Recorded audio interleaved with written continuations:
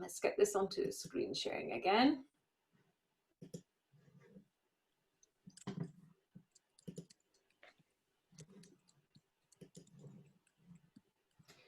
So here we are.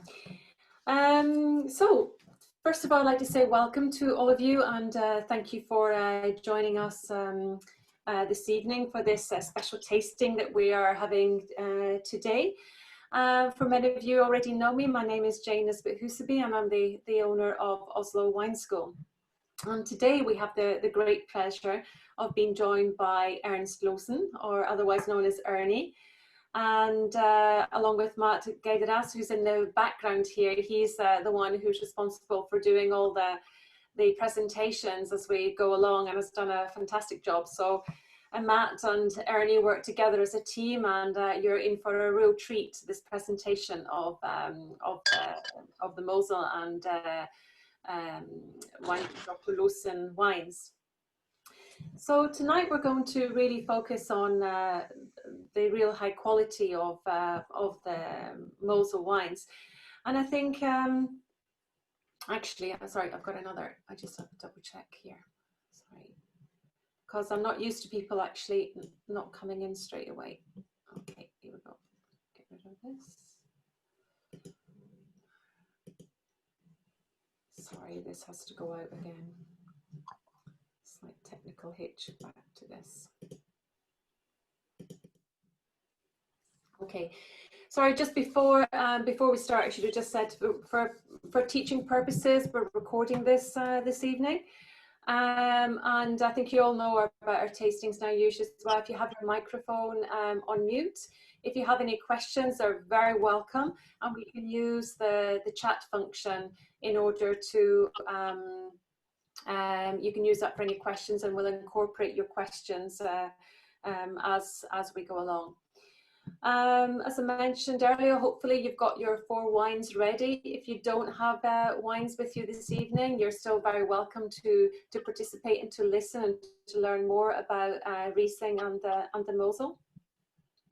And just to start off, just to briefly go through a little bit about why Riesling is such a fantastic grape. Well, for me, basically, you know, you can say that Riesling is the king of grapes. It's in a class of its own. It's a very different grape variety from almost all other grape varieties that you find.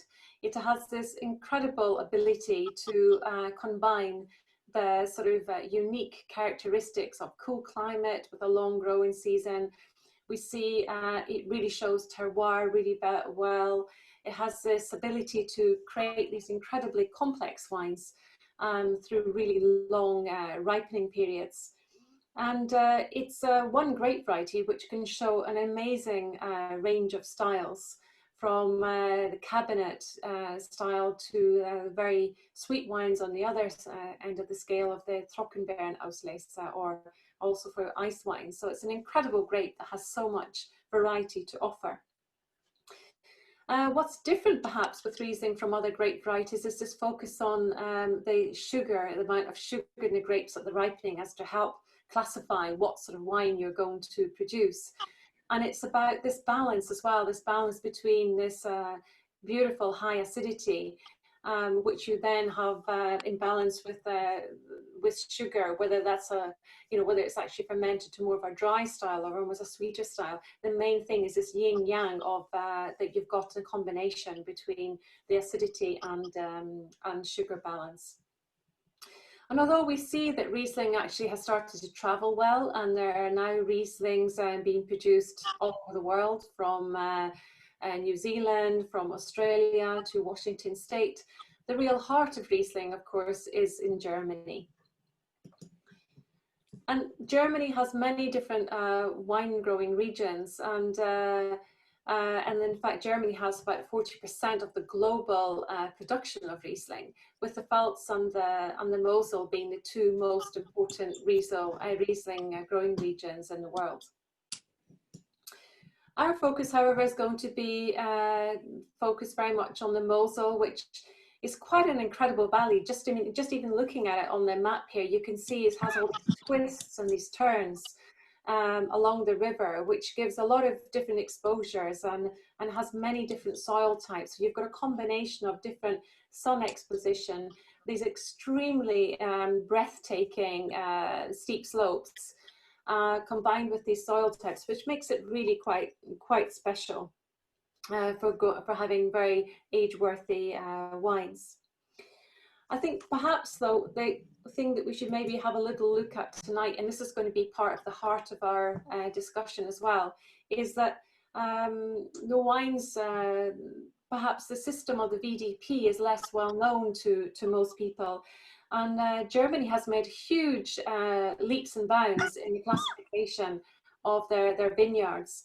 And this slide here is worth remembering, because this will help you understand a little bit more about the German equivalent of the Grand Cru and Premier Cru sites. Grosse Lage being the Grand Cru sites, and this is what we're going to focus on tonight. In fact, we're going to taste the wines tonight are going to be from these type of sites. So this is going to be very interesting to then discuss a little bit about the quality you can expect from these sites, and what does it mean to be a member of the VDB, the very difficult. I'm glad they've done a shortening of this name, because as a foreigner, it's very difficult to say this Verband Deutscher Predikat Weingüter. I hope that was actually okay. But this system is from the VDP is very interesting, because it's really focusing on the very high quality of German Rieslings, and really focusing, as I say, on these high quality sites that we will become much more familiar with. So tonight we're going to focus on these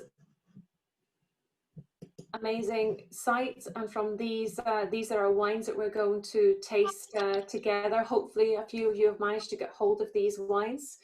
And to present these wines tonight, we're very, very fortunate that we've actually got Ernst Loosen, or Ernie Loosen, as he's otherwise known as, from Dr. Loosen to be with us tonight to tell us more about his wines. Now, Ernie comes from a very long history of winemaking in his family. They've been making wines for over 200 years.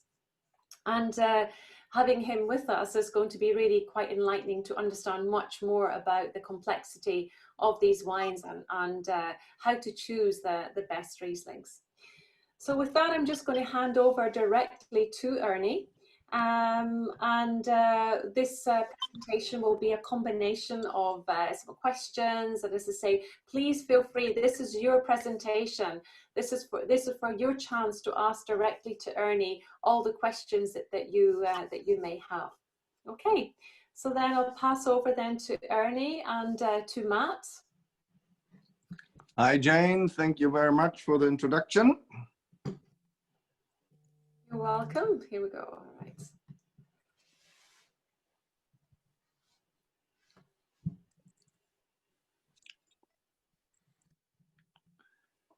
Well, we will going to talk about our estate, the Dr. Loosen estate here on the River Mosel in Germany. As you already mentioned, it's a typical family estate, you know, since 200 years in the hand of the family. Since 200 years, we do more or less Riesling, and sounds boring to do for 200 years the same thing. But if you're here in this area, it's in the middle of fucking nowhere. I mean, you can't do anything else here. And it's a beautiful area that I must say, I think it's one of the most beautiful wine growing areas here in Germany, you know, because it's a very narrow valley, the steep slopes, and along the steep slopes, it's all Riesling grown here, the River Mosel. We got great weather here since global warming. And I think what makes the Riesling so special here from the Mosel is the soil, you know. This is all, we call this area also the hillsides of the Rhineland, the slate hillsides of the Rhineland. This whole area is from Devonian time. to 200 million years old. And that is the whole soil which we have here, the typical soil for the Mosel, is the slate soil. This, you see here a picture of the slate soil. It is, the vineyards are completely covered with these stones, that's layers, of slate stones there. And what's interesting is that it's the only area which never had been hit by phylloxera. We never had phylloxera. We have even vineyards which are more than 130 years old, which are on their own roots, uncrafted. And that is because of the slate. We have different type of slate, but it's all from the same time, Devonian time, but we have different colored slate. This is the red slate, we have brown slate, blue slate. This comes from oxidation, and this different type of slate, which is oxidized, less or more oxidized, gives a certain taste. And it seems that Riesling is doing very well on this soil. It gives this wonderful racy acidity, minerally driven acidity, beautiful freshness to the wine, low pH, and gives the wines, Riesling from the Mosel can age very well. I had wines from the Mosel from 1920, 21, which has been still marvelous, so that is definitely special, the slate soil, which makes, and you see it. We have also a little bit of Pinot Blanc, and we do in the Pfalz. We have also a winery on the Rhine River, where it is more in sandstones, soils, The slate soil, you see through all of the wines, it gives this kind of finesse and elegance and delicatesse, it's fantastic, Well, we're going, I think, is this the first wine we're going to have? Hello? Are you, you still hear me, yes? Hello? Yes. Yes, Okay. still hear you. Yes, we can hear you. Yes, we hear you. Yeah, okay. So how are we going to do? We're talking about the 4 different wines now, or how you want to proceed? I think because one of the questions, if we can start by a little bit, you can mention a little bit more about the VDP and why that is kind of important. That would be quite good, because I think that's quite new to a lot of people, and how to recognize the VDP wines. What is it that you look for? The VDP is basically nothing else as the Fine Wine Growers Association. It's said that it is the best 200 wine growers of Germany. A member of this organization, so it is also not everybody can enter this organization, but it is like invitation only, isn't it? I think it is. Is that correct? It's basically here with us on the Mosel, it's invitation only. We have to give, if we see that somebody is really doing, becomes a very good reputation, makes great wines, gets sometimes acknowledged by journalists and get high points, and so if everything, if the whole thing starts to, then we approach these people and ask, look, we want to learn a bit more about you, what you're doing, and so, and to find out if you fit into this organization. But it is basically at the end by invitation, yes. And the Fine Wine Association is the driving force for, as I said, the top winemakers are, wine growers are in there. It's the driving force, I would say, nowadays, to elevate, the quality, setting some trends, and we get very well respected also from growers which are not members, and I think one of the biggest project in the last 20 years, which was done by the VDP, is to promote the classification system. But don't get it wrong, this is not a new thing. A lot of people think, oh, we're going to copy now Burgundy or whatever. That is not true. Our vineyard classification map, this is the Mosel vineyard classification map, which is from 1868. The Rheingau classification map is from 1867. It is barely a three-tier system as Burgundy has it too, you know? And these maps are older than Burgundy, you know? So from that point of view, these maps, these classification maps, you know, are from 50 years older as the Burgundy maps. The Burgundy maps and the Burgundy classification came officially just in the beginning of the 20th century, 1915 or something like that, you know, into power. These things already exist 50 years earlier, you know? So from that point of view, we already had always a classification system, a system, three-tier system. Okay, the French system is called Grand Cru, which is the first growth vineyard, Premier Cru, the second growth vineyard, and the third growth vineyards are the village, you know. Here on this old map of the Mosel, for example, from 1868, it said, you know, the dark brown spots you see here on the map had been Erste Lage, or first site, you know. The medium brown spots on this map was Zweite Lage, or second site. And the pale brown spots on this map you see here, that was then Dritte Lage, or third site, you know, but which you can also use the translation, the French translation of Grand Cru, Premier Cru, or Village, you know. So, but the only difference is we always had these maps and had been very respected, but sadly, Germany is a very socialistic country. We don't like elite. So sadly, this map never made it into the official German wine law, you know. Even that every grower knew where his best vineyards are, what are the best vineyards, the best Grand Cru, or the best Erste Lagen, or how it was named on this old map. Sadly, the German wine law never integrated this map into the wine law, because it was nearly impossible anyway on a democratic way. To that is the advantage of France. They have a centralistic government. Ernie, can I just ask you one question with this map? Which year did you say that this map is originally from? 1868. 1868. Yeah. So this never made it into the wine law, but it was a good thing that I started to work on 1868. You see it here.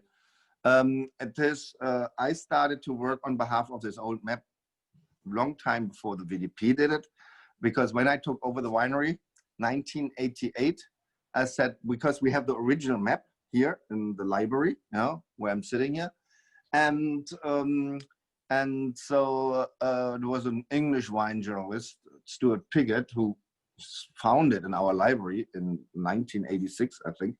And so he said, oh my God, you guys have a wonderful old classification map like Burgundy, you know? Why is nobody, you know, respect this? Why nobody's talking about it, you know? And I said, Stuart, you're right. I mean, and then I decided 1988, when I took over the winery, I said, look, you know what? I will work on behalf of this map, but I simplified it a little. I said, I will put only a vineyard name on a Dr.Loosen label if this vineyard is Grand Cru rated or first growth rated on this old map, you know? Then I will put the vineyard on the label. All the Premier Cru and Village vineyards, I mean, you know, there was too many here in Germany. And a lot of people don't understand German labels. I thought, make it easy to the customer. Even if they can't read and don't understand the vineyard name on the label, but they can at least always, or know always, if there's a vineyard name on a Dr.Loosen label, it's always Grand Cru, you know? Otherwise, I don't put a vineyard name on the label. So what I did, that's very important then. That's very, you can see that, and also, so I see that the eagle here, for example, that is kind of key, isn't it, as well? That is the logo of the VDP, yes. That is the logo. Every member of the VDP has to use this eagle. This is the old, since the beginning, I think it was founded 1890, the VDP. So since then they have the eagle as their logo, you know? Yeah. So all of your bottles that come from all of your bottles all have the eagle on the neck of the bottle. You can see that all of you that have the bottle. That is the logo. Yes, exactly. That designates you or the bottle that you are VDP member. Exactly. So that gives a guarantee in a way of the quality sample that these wines actually have. And the VDP Mosel Valley, where I am from, we choose only the three-tier system. we don't do the Erste Lage. We do only Grand Cru, you know, the VDP Grosse Lage is Grand Cru. We do village wine, also Village, and we do the estate Riesling, you know. So, but other members in the Rheingau or Pfalz, they do also Premier Cru or Erste Lage. We in the Mosel decided, because, you know, if you do such a, I mean, Burgundy, you know, has a different reputation. People are more aware about it, you know. But I thought we in the Mosel, we thought, let's concentrate first on the Grand Cru vineyards, you know. And if everybody understood the Grand Cru vineyards here on the Mosel, then because we can go, the second possibly step will be then classifying, I mean, or we have it already classified, and then promote the Premier Cru, you know, the second growth vineyards. But so far, the Mosel concentrates only on the Grand Cru, on the Village vineyards. It's easy to explain. Village is always the village, you know, and the Grand Cru, as we have it here on the label, a Grand Cru vineyard is basically always a village name, in this case, Erden, you know. Erdener means from Erden. ER in German means always from, you know, like New York, New Yorker. A New Yorker is from New York. Erdener means from Erden, you know, from the village of Erden. And Treppchen, the second name is always the vineyard name, the name of the vineyard, the name of the Grand Cru vineyard in this case. And this is Treppchen, means the little staircase vineyard from the village of Erden, you know. So this is always the name of the, you nearly read it reverse, like in Japan, huh? This is always, in all German labels, it's the same system then, I presume. Yeah, it's like you've always got village system. name plus ER, then the name of the vineyard. It's a way of always knowing where you are in a way. Exactly. And then we put the grape variety on it, you know. In the old days, my grandfather never put the grape variety on the label, because like Burgundy, if you have a Burgundy, a red Burgundy, everybody knows it's Pinot Noir. There can't be anything else. In the old days, it was the same. If there was a Riesling from the Mosel, it was always a Riesling. That's the reason that my grandfather and my father still, until 71, they never put the grape variety on the label, because there was nothing else as Riesling, you know. But nowadays we put the Riesling, the grape variety on the label, because we have in the 60s, 70s, 80s, they started to grow more of these kind of lesser, you know, quality grapes like Müller-Thurgau and all kind of funny stuff, you know, so that it was not clear anymore if it is a Riesling or not. So make it clear, we started also since 71 to put the grape variety on the label, to make clear we do only 100% Riesling. And then we have the predicate system in Germany, you know, the predicate system, Kabinett, Spätlese, Auslese, for example. These are basically nothing else as that Germany traditionally, since 150 years, always classified the quality of the wine by the natural sugar ripeness, you know, of the grapes, you know. So if the grapes are, say, around, by law, 9 to 10% potential alcohol sugar ripe, that doesn't sound very much. That's very low. I mean, in comparison to international, you know, wine growing region, they would never harvest with 9.5 potential alcohol sugar ripeness grapes, but we can do it. We have long hang time. We have the aroma ripeness is there, but not the sugar ripeness yet. But that makes the Kabinett. This is basically the first pick, you know, with a low potential alcohol sugar ripeness. And we start picking, it's still low, the potential sugar alcohol ripeness. And that is what we then call Kabinett, you know. That's the reason that Kabinett usually have a little bit less alcohol, in this case, 8.5%. That's like going to be the third wine that we're going to taste today. Exactly. But that is we can talk about with the third wine about the predicate. Yeah. So the first two wines which we have here are these dry wines, you know. And these are GG. It says on the label GG as well. Yeah, and that is basically. Yeah, because therefore that we are not allowed to put Grand Cru on the label because it's a trademark of the French. But we are allowed to translate Grand Cru directly to German language. And Grand Cru translated to German is Großes Gewächs, you know. And then the shortening of Großes Gewächs is GG. That means this logo, GG, Großes Gewächs, the German name of Grand Cru, shortened to GG, is basically nothing else. If you have a GG on the label or on the bottle, it tells you that this vineyard on the label is a Grand Cru vineyard, you know. And then the GGs by VDP law, not by wine law, by VDP law, fine wine classification law, GGs have to be dry, you know.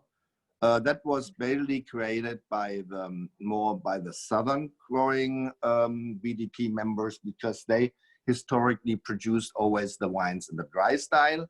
It was always the northern growing regions like Mosel or Nahe or Rheingau. They already also had the tradition to have wines like Kabinett Beerenauslese with some residual sweetness, you know. But therefore, that this whole system was started in the southern growing region with the VDP. They produce only dry wines, and they said, no, a GG, a Grand Cru always has to be dry, you know. That is for me a little bit of a kind of a, you know, not logical, you know. Either a vineyard is Grand Cru or it is not Grand Cru, you know.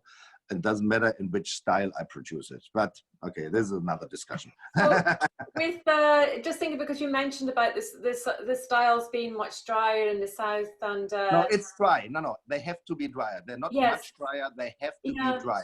And by German wine law, dry means maximum. The wine, I mean, it's even a kind of a whole law again. So dry by German wine law is acidity, total acidity in the wine, +2, maximum 9. So if a wine has 5 gram acidity, +2, the maximum residual sweetness for dry would be then 7, you know? Yeah. But if a wine has 9 gram acidity, +2 would makes it to 11. But this is, the borderline is 9. So it is never, I mean, even, so it's acidity +2, but maximum 9 gram residual sweetness. That is the definition of dry by the German wine law, you know. And this is GGs have to be dry.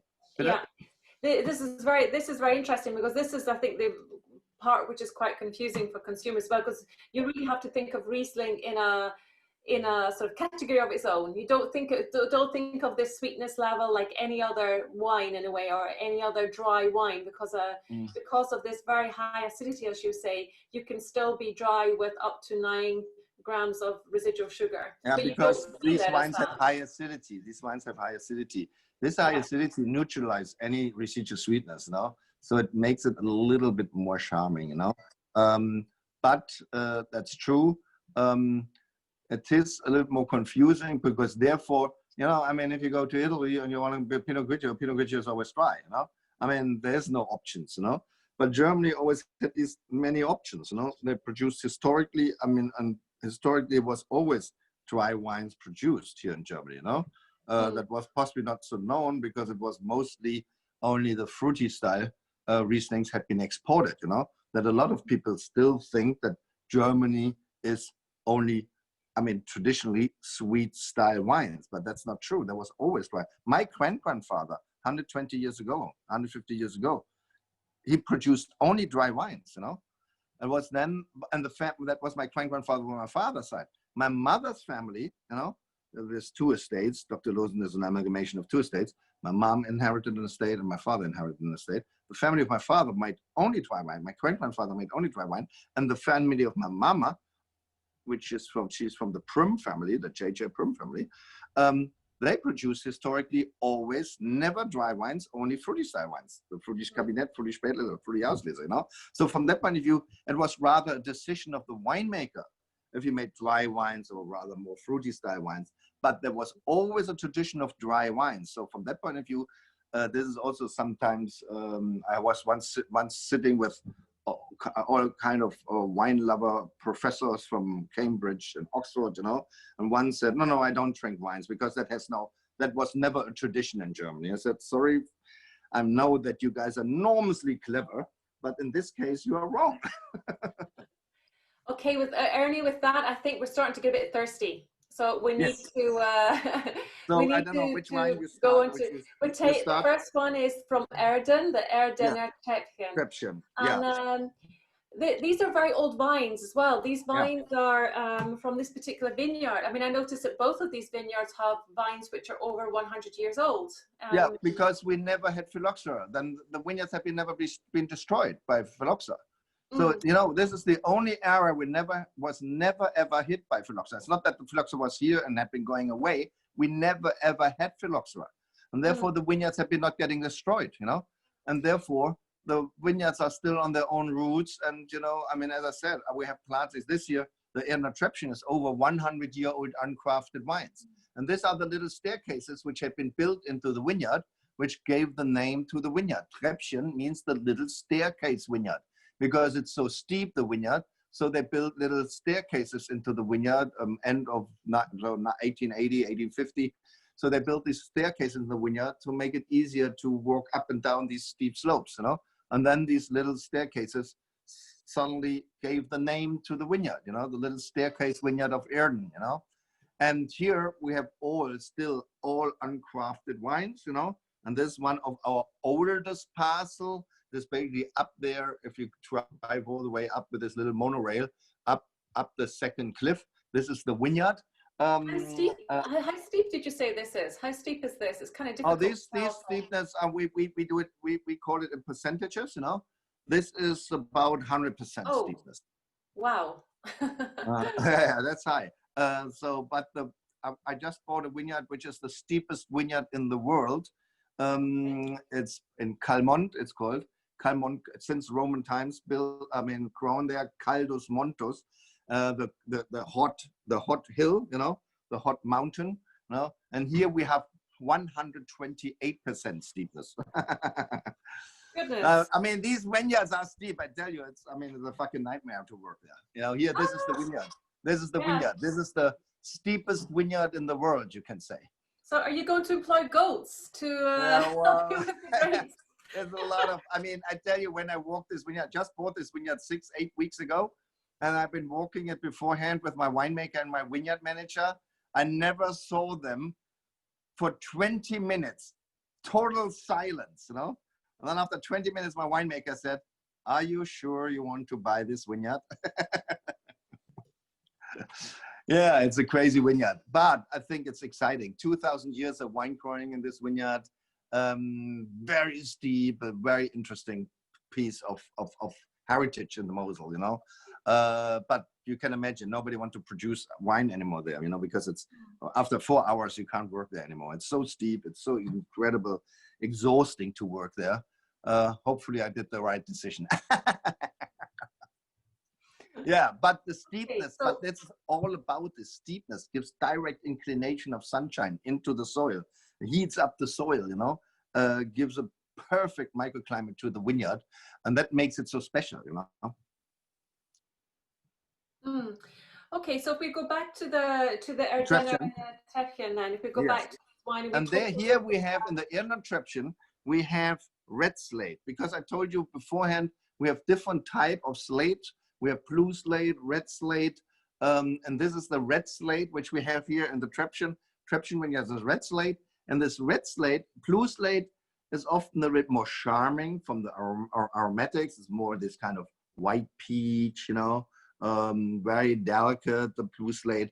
Erdener Treppchen from red slate is always a little more nerves, you know, the acidity is a bit more kind of, you know, pronounced and a little bit more racier style of wine, the Treppchen always, you know. There's always a little bit racier style. Sorry, Ernie, perhaps this is a good time for everybody to have a little bit of a taste of it. If you have wine in front of you, then to first of all have a bit of a sniff at this wine and see what sort of aromas you're getting out of this. What's also interesting with all our dry GGs or Grand Cru dry wines, you know, we do a very historic winemaking here. We still use the winemaking of my great-grandfather, because he kept all, I mean, or in these days anyway, 120 years ago, all the wines have been fermented in the traditional Fuder cask, you know, because there was no stainless steel in these days. It was all the old Fuder cask, big ones, 1,000, 2,000, 3,000 liter size. All the wines are fermented on indigenous yeast, on the natural yeast, which comes from the vineyard in these old Fuder casks, you know. And what's very special, and that was my grandfather with his dry wines, he let them ferment dry and then never wrecked them. He left them on the full yeast, you know, on the full lees, you know, for minimum 2 to 8 years in the barrel. And we do for our GGs, we do 1 year, 2 years, 3 years, as also 8 years. He had every year his most special barrels he left for 8 years in the barrel on the full lees without wrecking, you know. So Well, he only top up, you know. Just to explain quickly, for the lees referring to, so for in the winemaking process, you have the yeast cells when they die, that then forms the lees, and usually these lees will then be removed at some point. But what Ernie then is saying, that the wine is left on the lees, and that protects it as well, doesn't it? It helps to give complexity. Because we don't do batonnage, because the batonnage means steering the yeast, steering the lees, you know. That kills the yeast, you know, but we want to keep the yeast alive in the barrel. That's the reason we don't do batonnage, because the yeast don't die. I mean, people always think after fermentation they die and then they sink down, you know. They sink down, but they're not really dead, you know. They're still alive, you know. And as long as they're alive and they're sitting down on the bottom of the barrel, they produce a reductive environment in the barrel. And this reductive environment in the barrel works against the micro-oxidation through the staves. So it keeps it in balance, you know. The wine oxidizes less because it has the reductive environment in the barrel. So you get all the positive things from a barrel aging, but not the oxidation. Okay. What it really strikes me with this wine, when I first was smelling this wine, it's almost quite smoky, quite sort of stony character that really comes through on this. Stony character. That is a good thing. That is the red slate has always this kind of stony character. Yeah. And on the palate, it's quite muscular. It's quite sort of firm wine, isn't it? Exactly. That is exactly what I tried. This red slate is more muscular. Blue. I always try to compare it with people, you know. So blue slate is the blue slate Wehlener Sonnenuhr GG dry, for example, you know. This is always more like a ballerina, elegant, finesse, you know. And the Erdener Treppchen is just the opposite. It is more muscular, you know. Yeah. You know, as you said, you know, more stronger, muscular, masculine, you know, in style. It feels quite tight in a way, doesn't it? It feels really, immediately it came to mind, I started thinking about, okay, this wine feels really quite concentrated, quite tight. This is a wine for aging. This is a wine. Oh, yes. We just opened yesterday. Yes, we had a few friends here. 5 friends, all wine geeks, you know, great wine geeks. We had 23 bottles until 4 o'clock in the morning, and lots of old Burgundy and Bordeaux and Chateau Neuf de Pape, but also 2008 Erdener Treppchen, you know. And this 2008 Erdener Treppchen GG, you know, we opened yesterday. So, I mean, 12 years old now, you know. We had to decant for minimum an hour that it opened up. Can you believe that? So for example, this one that we have here now, the 2016, I mean, it's extremely young at the moment. How long would you decant this then if you were going to drink it at its best? Well, I mean, you know, that is one of the reasons that I do this winemaking, this old historic winemaking of my great-grandfather, because this kind of winemaking gives the wines great ageability, you know. There might be not the most charming wines and when they are very young, but they can age wonderfully. And the oldest this style of wine I had in my life was in 1947 from my great-grandfather, in Ürizger Würagarten, you know, the next wine which we're going to taste, you know. In 1947, that was in 2008, I had a 1947 Ürizger Würagarten GG style. I mean, in these days it was not called GG, but made exactly the same way. And I tell you, this was a 51-year-old. It was gorgeous. It was gorgeous. Still gorgeous, you know. But unbelievable. This particular wine, the 16 Treppchen, when do you, because at the moment it feels so tight. So how long would you, I mean, because I also hear that also these wines tend to go through like phases as well. They're almost a bit through the Oh, golden. they go through all kind of phases, you know. I mean, sure, an old Riesling as an old Burgundy or so, that is not a young wine anymore, you know. They have they gain maturation, you know, but that is a different thing as oxidation, you know, like pre-mox. And so it is also a question, I must say, I'm getting a little careful about, you know, giving advice, how long. I'm a very experienced drinker. I love old Riesling and old Burgundies and old Bordeaux. I mean, real old, you know, because my palate is trained to love it, you know. But I had friends where I opened old wines and old Burgundy, and they said, "Oh, that's horrible," you know. I said, "No, this is a perfect matured Pinot Noir." A lot of people are also not anymore used to matured wines, you know, to matured aromas. Sure, an older Riesling get a certain, like what the French call sous-bois, you know, this kind of aroma structure Riesling get too. Not everybody likes it, but it's typical for a matured Riesling or matured Burgundy, you know. From that point of view, I always give the advice, if you want to lay down your wines, try to get hold of some matured, very nice matured Rieslings and matured or Burgundies, whatever you want to lay down. Taste them, and if you like this style, you know, then lay them down. Because I had really friends who came back to me after 20 years and said, "Well, I'm very disappointed about it, you know, because they like only fruit, you know, or young wines, you know." So from that point of view, less and less people have experience with drinking older wines.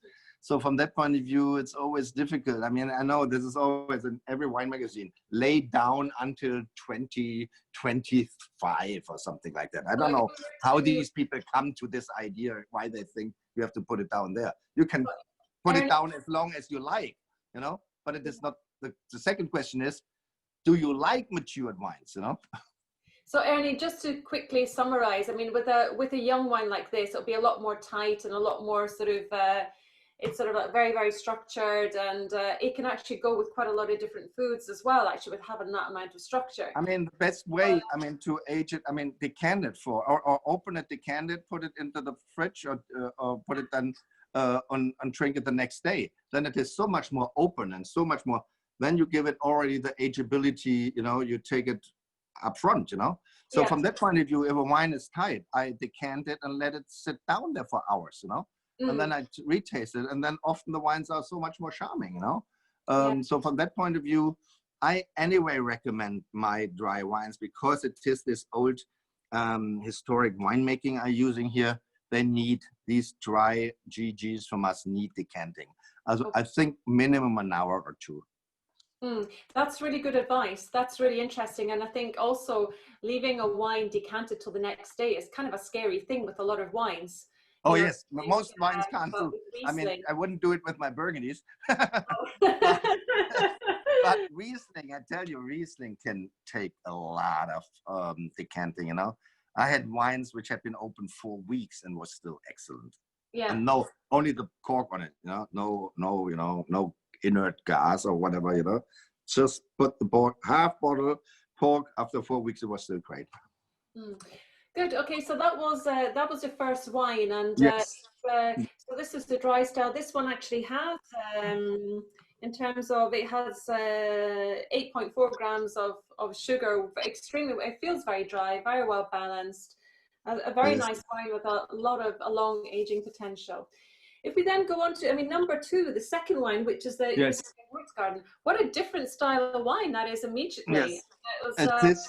This vineyard is called Spice Garden Vineyard. The Spice Würzgarten, like Gewürztraminer, Gewürz, Spice Garden Vineyard of the village of Ürizger. This is the village of Ürizger, the little village you see down there. And the surrounding vineyard, this is the Ürizger vineyard, the Ürizger village. That's where my father's family comes from and where he inherited the wine estate.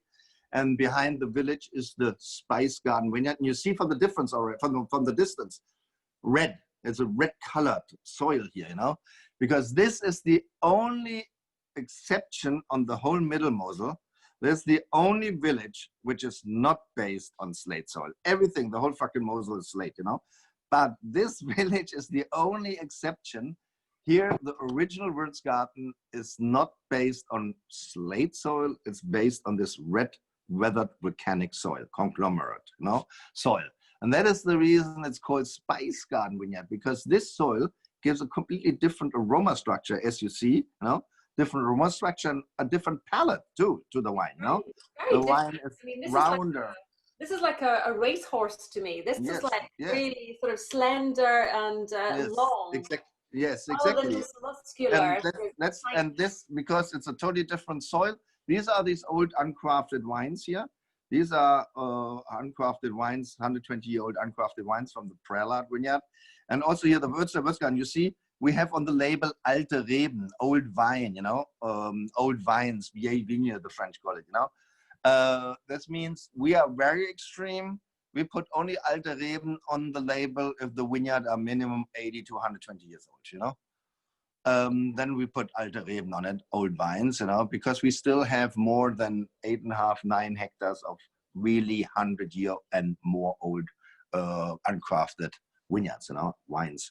And so also here, this Oslo Würagarten is in average, these different parcels we use here for this wine are nearly, around 100 years old, And then this red volcanic soil, which gives this kind of distinct, kind of spicy aromas, herbal aromas, Wild flowers as well. It's a little bit more floral than the previous one. Yes, because there's also it's also lower acidity here, The acidity is lower here, or it tastes lower because it's more buffered, this acidity here, through the volcanic stones, for the volcanic soil, And what's also interesting, this very old vineyards, they produce a lot of what the French call mille rondage fruit, Mille rondage is deficit flowering, and you have this little kind of tiny berries, which are seedless. There's no seeds in there. It's basically deficit flowering. But these little berries, they're very concentrated, very complex juice, what they produce, And this mille rondage fruit, also with Pinot Noir, makes the most exciting wines, And so that is the natural thing which comes with all very old vineyards. As older the vineyard is, as more it produces this mille rondage fruit, what the French call mille rondage, the Americans call it hen and chicks, And this is a fantastic fruit. You can hang it very long, It never gets botrytis because it dries off and the skin is a little bit bigger, therefore botrytis can't detect it. And then you have the full aroma ripeness, but not the over ripeness of sugar. These grapes are only 12% potential alcohol, 12.5, not more, Even with this very long hang time of 130 to 150 days, And that makes enormous complex wines. And that is, basically, this is our GG Alte Reben here, The Würagarten, I think, the Würagarten always has a lot of mille rondage fruit, so it makes a very complex wine, but not with having a lot of alcohol, And that, I think, is a great wine, I'm making wine with 15% alcohol. That this is a mouthful of wine, we all know, because the alcohol covers everything, But to make a great wine with low alcohol is a much more challenging job, So if we were just to compare exactly where these two vineyards actually are. They're not far away from each other, you see. Here's Ürizger, Ürizger Würagarten, and Erdener Treppchen, that is possibly 500 meters down the road, Wow, and yet so totally different, completely different. And total difference, total difference, You see the Würagarten and the Treppchen, there's only the Prelat in between it, another vineyard, 500 meters by air, maximum, But two different types of soil. In Ürizger, the volcanic soil, and Erden, the red slate, But we talk about even that there's not, if you look at it, it looks all the same, But these vineyards all have microclimates, as we call it, And these microclimates are quite important for the taste and for the fruit and whatever you find in the wine. So even though it looks from the distance all the same, but here you see it very much. Here's Ürizger, and then you have these cliffs here. This is the Prelat, and left and right of the cliffs, that is Treppchen, Okay. So that's not my, I mean, 500 meters, you know. Incredible. Same grade, totally But different. all south facing, yeah, both are south facing, both are 100% steepness, you know. I mean, so, you know, okay, the soil is different, but there are microclimates, you know. Only these cliffs, for example, these cliffs here, they produce such a special microclimate. The vineyards beneath there, that's the Erdener, which is supposed to be one of the best vineyards in the area. And so there's so many little things which can create and influence the microclimate in these vineyards, you know, in these parcels, you know. Here, these, by having some cliffs like here and the Prelat, that makes already a completely different wine. Unbelievable. It's crazy, you know. Ernie, I have a question. Yes. We often in Riesling, people talk about petrol aromas. Yes. And that's a kind of a debatable thing, whether it should be or shouldn't be there and at what stage it's there or not, depending on whether you're new world, old world. Can you give some opinion on petrol aromas and Riesling? Yeah, well, it is not necessary that every Riesling has petrol aromas, you know, but it's true. Petrol is an aroma structure, which Riesling is typical for Riesling if it develops it, you know. Petrol aromas is something I'm not a scientist and not a chemistry guy. I was explained it 10,000 times. I always forget it. That is basically as a pre-product, you know, in the whole ripening process, you know. I think it's called, I don't know, TCA or something like that, trichlor, whatever, you know. And so, and the problem is with that, as longer the hang time of the grapes, you know, as less petrol or non-petrol. The problem is the petrol aroma with Riesling occurs if the TDN, yeah, it's called TDN, yeah. And this is something, a pre-product during the ripening process, you know, of the grapes, you know. So if the grapes are not, I mean, as longer the hang time is, as less TDN, and at the end, if you have 130, 140, 150 days of hang time, TDN is gone. And the biggest problem is you always have petrol with wine, with Riesling, if the hang time is very short and you have a very hot year, you know. So that's the reason that you have petrol much more in New World Rieslings, you know, where you have a very short growing season and very hot temperatures during the growing season, you know. Here, like in Australia, you find it very often and very strongly also in Washington State, all these areas which have very hot climate, you know, very short growing season. Here, the petroly aromas are pretty much pronounced. We in the Mosel usually don't have it. We have it only in hot vintages, 76, for example. We had it, yeah.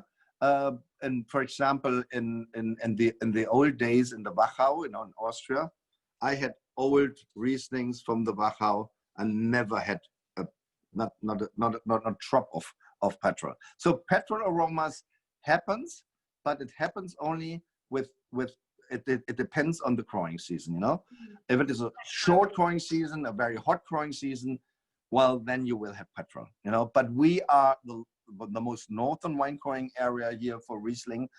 So we have a very long growing season. So with us, I mean, I can open wines from 1981 or from the 70s. There's zero petrol. Okay. Okay, so I think we're now ready to go on to yes, the Kabinett wine, the Wehlener Sonnenuhr, which I love this wine. I said to Ernie earlier, this is my like go-to wine. It's a great wine for to serve a lot of people, because it's always there's always something about this wine that people like. It's just this lovely combination of this real freshness with this little bit, this residual sugar, which I think is perfectly balanced, and it's just light, refreshing. Can't get anything better on a really hot summer day. This perfectly chilled. It's definitely a crowd pleaser. I think this wine, really lovely. So if you would like to tell us a little bit more about this particular site and the fact that what is Kabinett, I think that's also interesting for people to know. Yes, again here, if you read the label, it's a Grand Cru vineyard, very famous Grand Cru vineyard. The vineyard is in the village of Wehlen, Wehlener, from Wehlen. Wehlen is the village. Sonnenuhr is the name of the vineyard. Sonnenuhr means the sundial vineyard because it was my great-great-great-great-grand-uncle, Jodocus Prüm, who built this sundial 1846, I think, in the vineyard as a donation, as a charity donation to the village. And you have to, people have been very poor in these days. They didn't have watches, and even the church tower in Wehlen didn't have a clock, you know. So it was the first time that the people got the chance, at least during the day, to read the time, to have the time. So it was a donation of Jodocus Prüm in 1846. And then pretty soon after the sundial was built in the vineyard, the surrounding vineyards have been named Sonnenuhr, a sundial vineyard, you know. Then Kabinett, this is, as I said, is a predicate. The German predicate or quality system is based on natural sugar ripeness in the grapes, you know. So we think as higher the natural sugar ripeness in the grapes are, as better the wine. But as it is, we have to start to pick. We need 6 weeks to pick our grapes. So we have to start and we end 6 weeks later. And it is in the nature of ripeness. I mean, everybody knows it. If he goes to his garden and has strawberries in the garden or apple tree or whatever, if you pick the stuff early picked strawberries in the season, they are still not very aromatic, still a bit sour, you know. But the best strawberries are at the very end of the season when they are red and juicy and sweet, you know, because with every day of hang time, the aroma ripeness is increasing as the sugar ripeness is increasing. But I can't, because logistically it's impossible to pick everything at the same time, at the optimum time. It's absolutely impossible. We have 50 pickers in the vineyard. We need 6 weeks to pick all our grapes. So it's in the logic of nature that the grapes which we pick in the very beginning are still very green, very healthy, as you see it here. And this is basically, and has still low sugar ripeness, you know, high acidity. And this is what we call Kabinett. That is the early picked grapes. But with every day of more hang time, the leaves are assimilating sugar. Basically, exactly one sunny day, dry sunny day during the harvest, the grapes assimilate, or the vine assimilates 2.2 gram sugar per liter. So you have 10 days of more hang time, you have 22 gram more sugar in the grapes, you know. So from that point of view, but in Germany, it was always the idea, we don't want to chaptalize. We don't want to add sugar to increase the alcohol. So we want to have all the sugar naturally in the wine, in the juice, you know. And so when we start picking, that I can give you, that is about 9 to 10 potential alcohol sugar ripeness. Then we start picking between 9 and 10 potential alcohol sugar ripeness. We start picking, and that is the Kabinett. That other countries would never pick with 9 potential alcohol sugar ripeness. But we can do it here in the Mosel because we already have, when we start picking, we already have 120, 130 days of hang time. In America, you say, if you have 100 days of hang time, the grapes are physiologically ripe, you know? But we already have 20, 30 days longer, and still we have the aroma ripeness already there, but still the sugar ripeness is still low. So we can pick with 9 to 10 potential alcohol sugar ripeness, and that is the Kabinett. But then these grapes still have a high acidity, and the aroma structure is more on the green side, like green apple. And here it makes sense to produce this wine in the dry style would a little bit be austere, because the high acidity, the low alcohol would make a rather sour wine, you know. But here it was always traditional, the way to keep some residual sweetness, to stop at the end fermentation. At the end of the fermentation, you stop the fermentation to have a little bit of residual sweetness from the natural juice still in the wine. And this natural sweetness balanced out the high acidity, and that makes it this kind of beautiful tension between acidity and the fruitiness, you know, and makes it light. It's only 8.5 alcohol. Yeah, this is a very, very traditional wine, especially for the area of the Mosel, you know. So I mean, with this wine, you really get a lot of, I always associate with almost like lime, sort of lime cordial. It's got this really lovely freshness. It's like floral aspect to it as well. Yes, yes.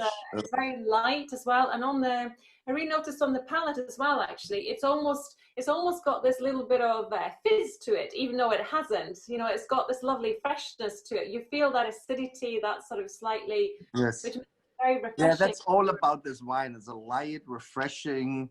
Well, I mean, for us, historically, traditionally, this was always a welcome drink, you know. And then the old generation, like my grandfather, they drank anyway Riesling, only matured and old.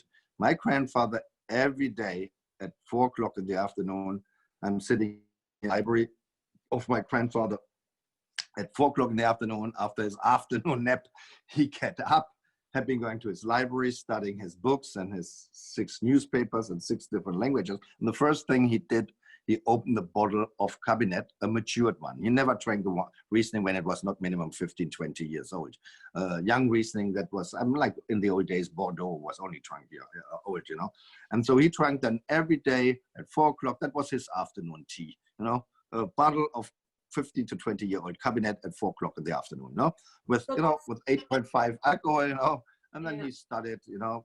Oh, yeah, that was the tradition. That was a welcome drink. Friends came, you open a Kabinett as a welcome drink. And Kabinett, the name actually comes from cabinet as in cupboard, isn't it? I've heard a few people mention. Yes, yes, it is a fairly new name for this category. It was invented 1971 with a wine law, with a new wine law, because before 71, historically, it had a totally different meaning. Kabinett, you know, Kabinett was it was the treasury room, you know, the cabinet room, you know, where you had your best wines stored, you know, because before 71, the wine was only called the Kabinett style wine was only called Wehlener Sonnenuhr, Naturrein, was because Naturrein, therefore natural, or you know, because it was not chaptalized, because it was not allowed to chaptalize. So it was natural sweet, you know, from the natural sweetness which the grapes, you know, brought with them, you know. And but I mean, to be frank, historically, I don't know why they renamed it in 1971, why they not kept the historic name for the Kabinett, which was only Naturrein. But then 71, they created this name Kabinett. Yeah, and since then it is called Kabinett, you know, since 71. But before, if you have old wines, if you find old bottles, it doesn't, of the 60s or the 50s, it doesn't say Kabinett on the label. So just to summarize a little bit of this Kabinett sort of type of style then, so despite the fact that it's quite early, you know, that it's early, well, it's the lightest body, it's very fresh and sort of like quite a zesty type of style. This wine ages beautifully with time as well. So not to be sort of necessarily confused by the fact by its lightness means that it's not going to age. That's one of these things about Riesling, isn't it? That, you know, it can fool you into thinking if you know, when you taste something light, oh, that means I have to drink it now. So this can actually age as well. Yes, but you know, ageability, you know, has to do with the pH of the wine, you know, and therefore that these wines, you know, Riesling is naturally a grape variety with natural high acidity, and high acidities means always low pH, you know. So from that point of view, the reason that these wines can age is the combination of low pH, that means high acidity, and the residual sweetness you still have, this little bit of residual sweetness. And this in combination, the low pH and this little bit of residual sweetness, gives these wines, I mean, I tell you, I had, my oldest Kabinett I had, which was called Naturrein in these days, was 1938, Bernkastler Johannisbrünnchen, you know, 1938, yeah, I mean, we're talking about 60, 80-year-old Kabinett, you know, and that was incredible. I mean, how many wines you can actually, and you know, other grape varieties can actually age this well? It's quite remarkable, really. With white wine, it's different. It's difficult to find in white wine this kind of ageability. With red wines, we know Bordeaux can age, and so well, like this, also Burgundies. But with white wines, you don't find many. Possibly Chenin Blanc can also age very well. I had some older from the 40s Chenin Blancs, you know, from Huet, but also with residual sweetness, the demi sec, you know, or Moyeu, you know. That, but there's especially Riesling, yeah, Riesling is amazing in that kind of respect, you know. And the other great thing as well, I mean, today there's much more of a trend to have spicier food. And Yes, this is a fantastic match with yes. spicy food. And This whole Asian cuisine, which my grandfather definitely didn't know. yeah.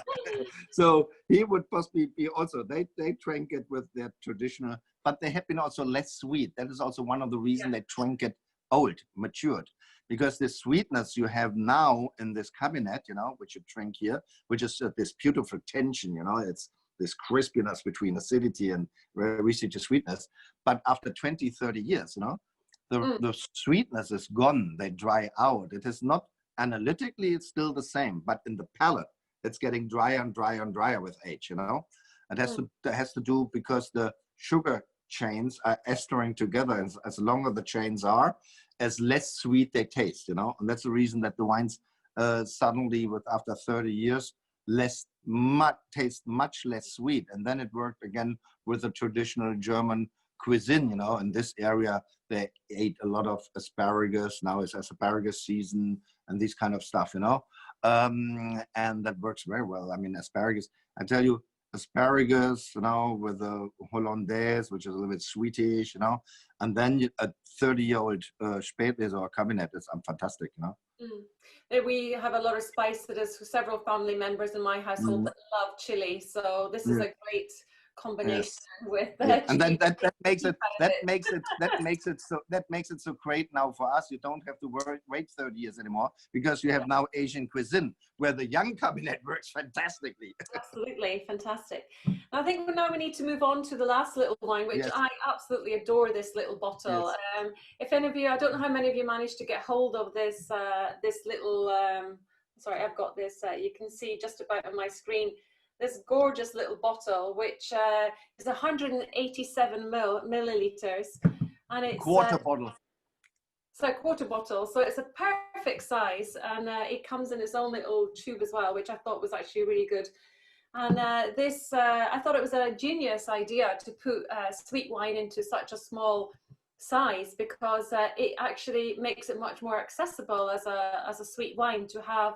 You know, actually, when I drank it, or when I tasted it, it was actually, no, I did drink it because it's kind of difficult not to drink this one.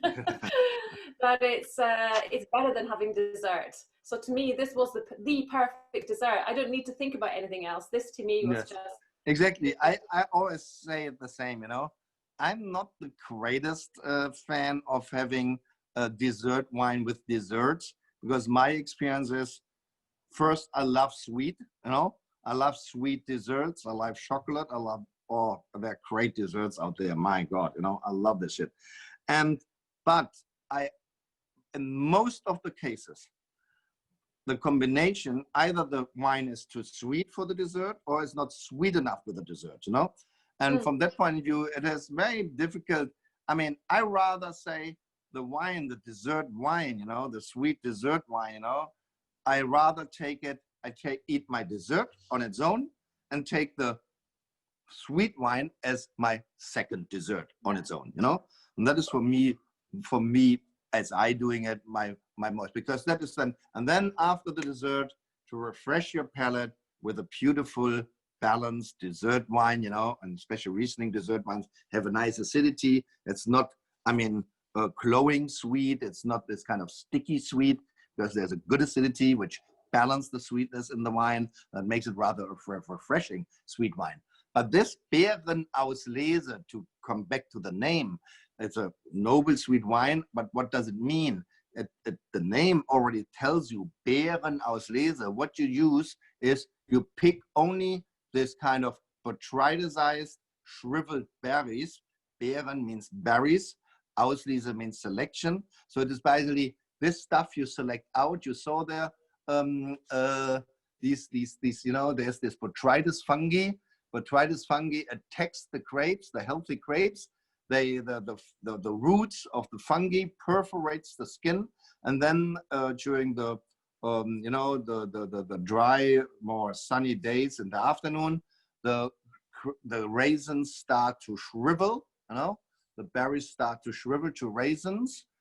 so water evaporate, you know, the botrytis is still growing, the fungi is still growing on the skin, you know, gives more perforation, more water is evaporating, and then these raisins shrivel down, and the sugar in these raisins concentrate more and more.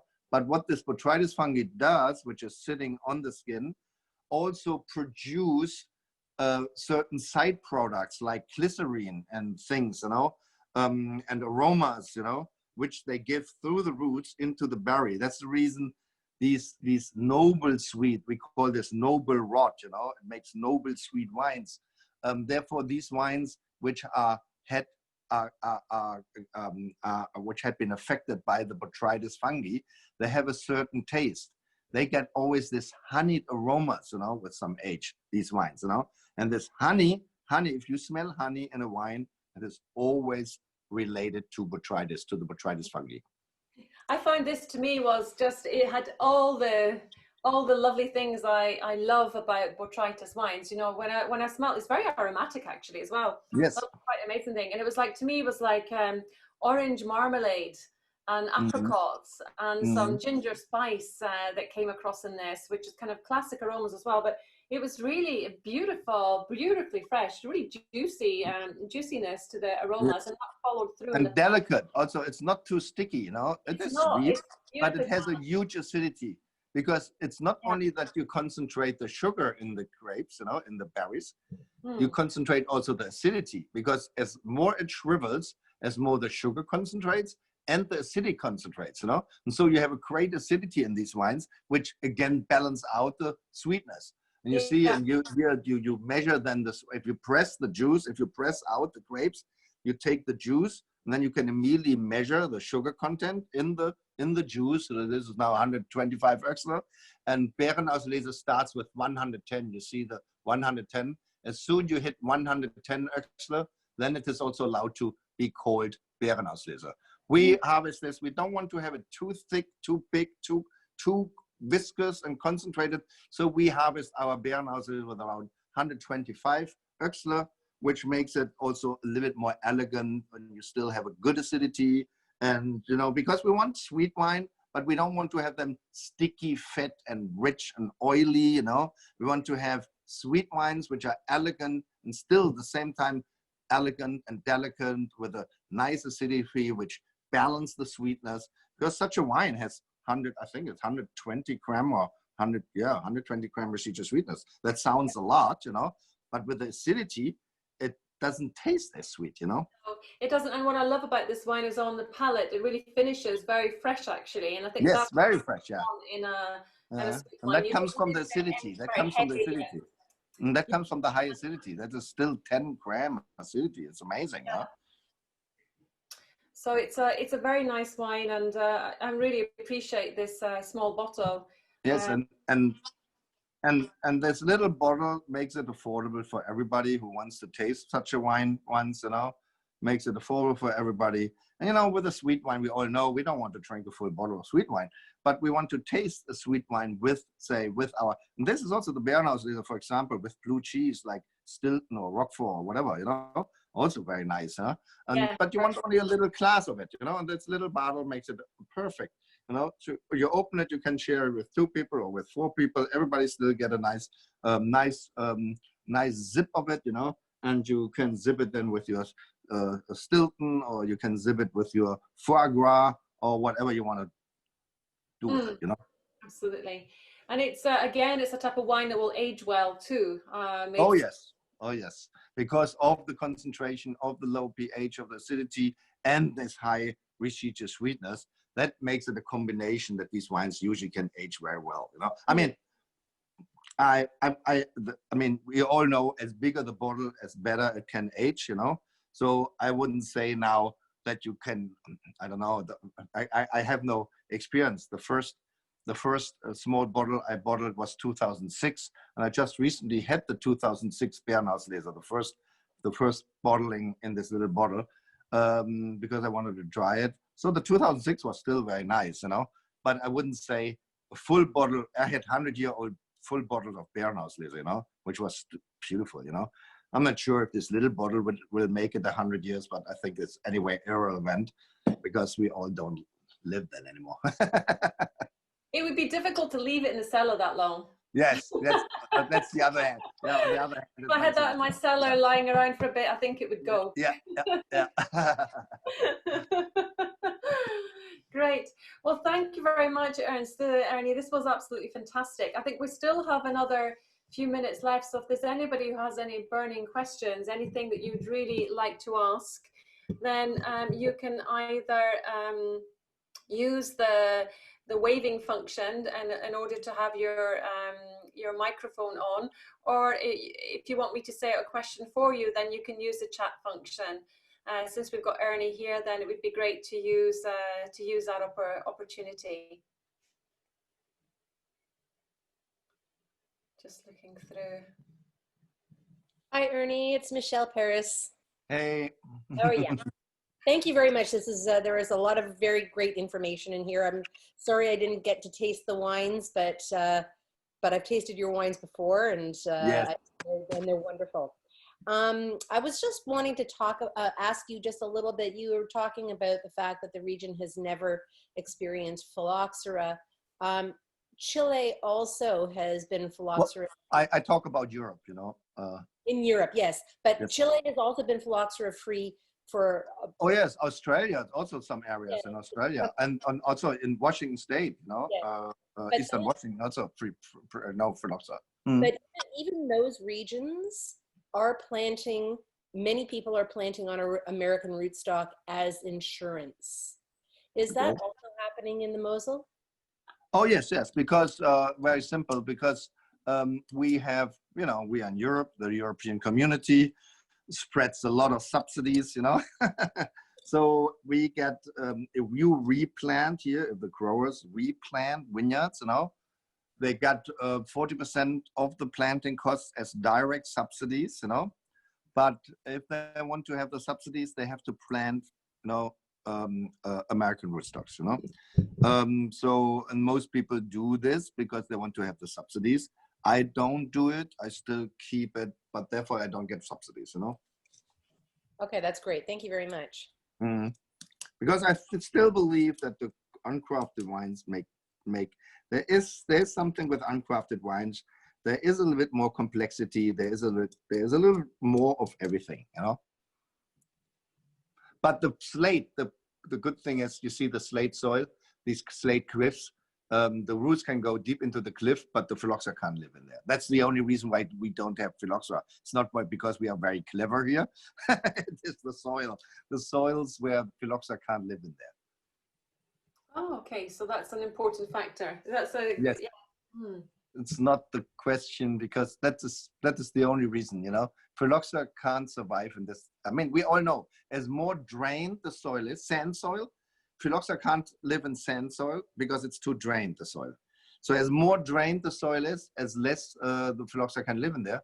But here, sand soil, this is 1 meter maximum topsoil, you know, and this topsoil is 70% only stones, you know. So this is even more drained as any sand soil, you know. So, and then the pure cliff starts, you know, and the roots can go deep into the cliff. The topsoil is between 30 centimeter and 1 meter, 1 to 3 feet deep, you know, and that's only stones. So it's an enormously drained soil. Here behind the house of my home here, the Grosse Lage vineyard, we have only 1 feet, 30 centimeter topsoil, only stones, and then the pure cliff starts, you know. And I mean, so phylloxera, that is the reason we don't have phylloxera, you know. That is the only reason, the soil. The upper Mosel and lower Mosel, which has no slate, has phylloxera. Okay. Ernie, we have a question. Yes. The name Dr. Loosen, where does that come from? What is the history of using the name Dr. Loosen? I know. I think this is the most often asked question. Why are in Germany all these estates are doctors, you know? Dr. You know, Dr. Pauli, Dr. Bergweiler, Dr. Heidemanns, Dr. Loosen, Dr. Adams, that is my grandfather. Well, Germans love titles, you know? And since we don't have an emperor anymore who can give us a title like appointing to us to lords or viscounts or whatever, you know, we have only academic titles left, you know? And I don't know why, don't ask me, but Germans love these fucking academic titles, you know? It's proved if you have an academic title, you know, that your chance to get a better job and whatever it's pretty clear. And it is a very bourgeois thing, you know, that you send your kids to university, and as more bourgeois you are, you have to do a PhD, you know, which is doctor is a PhD, you know. And in this case, we are all bourgeois families, you know, old bourgeois families, you know. So in this case, Dr. Loosen, that's my dad. I studied archaeology, started my PhD, but then I had to take over the winery, couldn't finish it anymore. My dad had a PhD in law. My grandfather had a PhD in social economy. My grandfather had a PhD in agriculture. You know, my brother has a PhD in physics. My wife has a PhD in economy. So my brother-in-law has 2 PhDs in law and in politics. You see, Germans love this shit, you know. And then they love to put it in front of the name, you know. So that's basically Dr. Loosen is in this case my father's name, or the winery was always called Dr. Loosen because my grandfather also had a PhD and my great-grandfather too. So that is that's the reason a lot of wineries here in Germany have the doctor That's title. good to know. It's a kind of obvious question and an obvious answer, but at the same time, I never put the 2 and 2 together. Yes.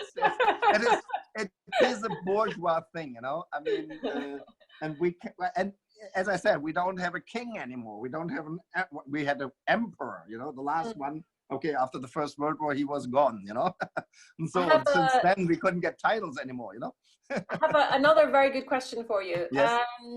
With climate change in the Mosel, how will this affect acidity and therefore wine ageability?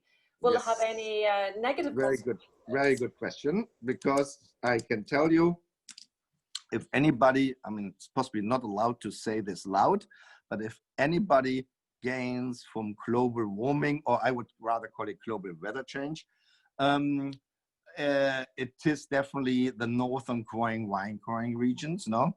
I mean, the only reason why you guys have now, why there's wine growing in England now is because of this, you know? And here, the Mosel was always the most northern, historically, the most northern wine growing region in Europe, you know? So in the old days, 30 years, 40 years ago, my grandfather, my great-grandfather, well, they struggled to get the grapes ripe, you know? In 10 years, they got basically only 5 vintages ripe, you know? 3 vintages had been undrinkable. 2 vintages had been at least very, very mediocre. I still have the 1980 vintage in the cellar. It just starts to get drinkable, you know? So from that point of view, I can give you an idea. So in the 80s, when I started, late 80s, you know, the average ripeness, you know, that means the average ripeness between from Village, Premier Cru, Grand Cru vineyards, you know, the average ripeness in these states was possibly 9.59 potential alcohol, you know, that's very low. That was the average. That means a Village was possibly only 7.5 potential alcohol, and Grand Cru was 10.5, you know. So nowadays, the potential, the average potential ripeness now with global warming is higher. That's true. Instead of 9.5, we are now between 10.5, 11 potential alcohol. That means Grand Crus are now 12.5, you know, in the best case. The Village is about 9, you know, 9.5, you know. So from that point of view, we get everything ripe nowadays, and that makes it, I mean, it's great. So, but ripe, not overripe, and that is the difference, you know. Because I would think that everybody agrees that average potential ripeness of 10.5, 11 potential alcohol sugar ripeness is definitely not overripe. I think there are other regions which have much more problems, like Southern Europe, Spain, Italy, you know. I mean, Languedoc, where the grapes are all nowadays between 14 and 15% potential alcohol, you know? Yeah. That I would think is overripe. 11%. So from that point of view, we still don't struggle here. I think there's still room, you know? But for us, to be frank, I don't want to say it loud, for us, it was a good thing because we get the stuff every year ripe, as I said, but not overripe. And I wouldn't, I mean, I don't know how they did it, my father and my grandfather, my great-grandfather, that they lived from 5 vintages in 10 years, you know. I would be not able to do it. I mean, I think if we would still have the same situation, I think we wouldn't be, I think I couldn't survive. I would be not able. I need my grapes at least that I can make a drinkable wine every year, you know. And I tell you, in the old days, oh my God, 72, 74, 77, 78, 80. Man, these wines are still not drinkable, you know? So I don't know how these people did it, having vintages where they, I mean, regularly, they had vintages, they didn't get ripe at all, you know? They harvested it with 20 gram acidity. Can you believe that, you know? So from that point of view, I'm not, yeah. So from that point of view, it's okay for me. Okay, I have 2 quick questions. One of them, I think we can actually do, there's one actually about accommodation, but we'll take that one to last. There's a good question actually, was about why are you, you know, we have the first two actually, wines 1, 2, and 4, we had cork as a closure, and we had screw cap on the Kabinett. Yes. Yes. What makes you choose? Very pragmatic. That's a very pragmatic decision. First, in 2003, the English trade, very much driven by the journalism in England, you know, because, you know, in England, a lot of New World wines had been sold, Australian wines, New Zealand wines, and so, which had been starting much earlier with the Stelvin closure. The English trade, I know we had some supermarkets and some big wine merchants. They said we want for at least for the entry level wines, we want now Stelvin. We don't accept cork anymore. And then we said, and I have been, for us, the US market is still big, so I have been asking a lot of retailers in the US and said, oh, what's about Stelvin? And they all told me everything up to $30. It's okay nowadays, you can go Stelvin, but with a value wine, which are more than $30, $40, $50, $60, here the people still expect a cork because it's a value wine. With an expensive wine, they rather think a cork makes it more valuable. And so we did a very pragmatic decision. Everything up to $30 retail is under Stelvin. Everything above $30 retail is still under cork. But then, sorry, just to clarify, so when you're saying Stelvin, you're meaning the screw cap, correct? Yeah, the official big Stelvin. I mean, it's, yeah, we still call it Stelvin. Stelvin was basically the company who invented this screw cap, you know. And so, but on the other hand, I must say, this historic winemaking I use for my GGs, you know, for my dry GGs. This is again a winemaking which needs some air, you know. From that point of view, to do these wines under Stelvin, they would go, or under screw cap, they would go very reductive in the bottle, you know. And so from that point of view, I prefer to have these wines, which I produce in a reductive, historic way, as I do it.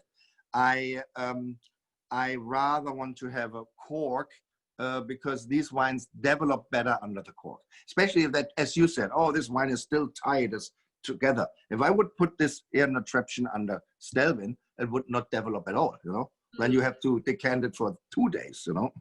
Yeah, I've heard the same thing actually from Grand Cru Chablis producers saying the same thing. Actually, La Roche famously, they changed from, they had went to screw cap and went back because La Roche used to do only wine is alive, you know, it needs to breathe.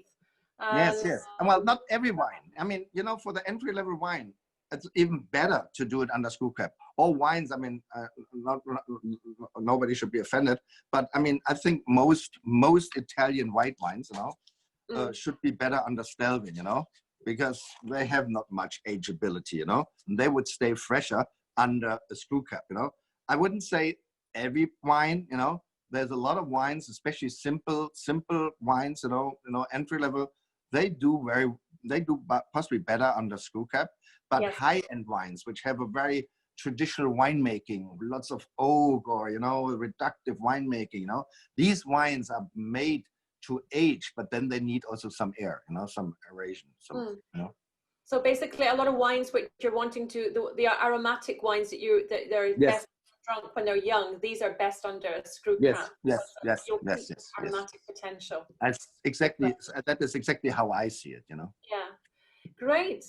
Okay, well, thank you so much. Thank you for your fantastic presentation of these 4 wines. I think we've had a great insight into these beautiful wines from these single sites, which I think is really very interesting to see, you know, 500 meters from each other, yet they can be so different. That's been a real eye-opener, and to understand a little bit more about the VDP, what it actually means, and also the GG on the label too. That was very good. Also very interesting to taste your Kabinett again, and also this lovely little bottle of Beerenauslese. So this was a really nice insight. So thank you so much for your time. Thank you, Jane. And thank you to all of you for participating tonight and giving us some great questions. And I hope that any feedback that you guys have about the tasting or any other questions that you have, you can direct them either to me, or I can also put you in touch with Ernie and Matt. And yeah, I hope to see you all again soon. Okay, so thanks again and cheers. Thank you. Thanks and cheers. Yes. Bottoms up. Yeah. Thanks. Okay. Have a nice evening to everybody. You know, and everybody is invited to visit us if you're ever staying in the area. We have a wonderful hospitality area here now. Beautifully, we built something new a few years ago, and it's very beautiful. So we have a fantastic tasting room now. And so if anybody is by accident in the area, come along, visit us, you know. Give us a little email beforehand. That makes it a little bit easier. Will do. Because everybody is doing, but I always say, everybody who's doing an appointment, get an appointment. Fantastic. Great pictures. Okay then. All right, okay. Take care. Have a great evening. Bye. Thanks. Bye. Bye-bye. Thanks. Thank you.